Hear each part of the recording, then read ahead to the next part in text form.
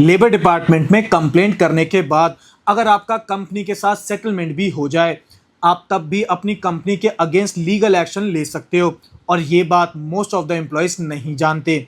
देखो, एम्प्लॉय इतनी आसानी से कंपनी के अगेंस्ट कंप्लेंट फाइल नहीं करता। वो तब कंप्लेंट करता है जब वो कंपनी से काफ़ी ज़्यादा परेशान हो चुका होता है और कई बार इस पॉइंट तक पहुंचने में काफ़ी टाइम भी बीत चुका होता है, जिसका मतलब ये है कि कंपनी ने कहीं ना कहीं लेबर लॉ का वायलेशन किया ही होता है। जैसे टाइम पर सैलरी नहीं देना, ग्रेचुटी टाइम पर क्लियर नहीं करना या इलीगली टर्मिनेट कर देना। अब जब आप लेबर डिपार्टमेंट में कंप्लेंट फाइल करते हो तो आपका कंपनी के साथ जो डिस्प्यूट है वो एक मैटर होता है और कंपनी ने लेबर लॉज का वायलेशन किया है या नहीं, और उस वायलेशन पर लेबर डिपार्टमेंट ने कोई एक्शन लिया है या नहीं, ये एक डिफरेंट मैटर होता है।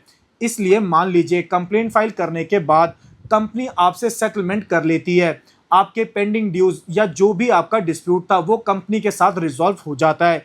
लेकिन इसका मतलब ये नहीं है कि कंपनी के लेबर लॉ वायलेशंस भी ऑटोमेटिकली माफ हो जाते हैं। आप सेटलमेंट होने के बाद भी लेबर इंस्पेक्टर से बोल सकते हो कि कंपनी ने जो लेबर लॉ वायलेशन किया है उसके अगेंस्ट प्रोसिक्यूशन कंप्लेंट फाइल की जाए। देखो, इसमें लेबर डिपार्टमेंट कंपनी के अगेंस्ट लेबर लॉज के वायलेशन को लेकर मजिस्ट्रेट के सामने कंप्लेंट फाइल करता है और अगर कोर्ट में वायलेशन प्रूफ हो जाता है तो लॉ के अकॉर्डिंग कंपनी के रिस्पॉन्सिबल पर्संस के अगेंस्ट पेनल्टी और कुछ ऑफेंसेस में उनको जेल तक हो सकती है।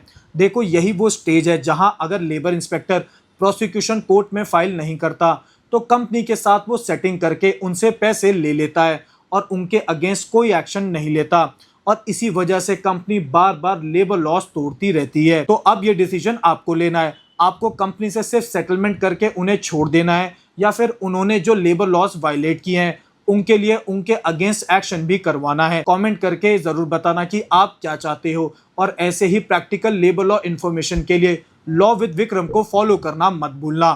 Thank you.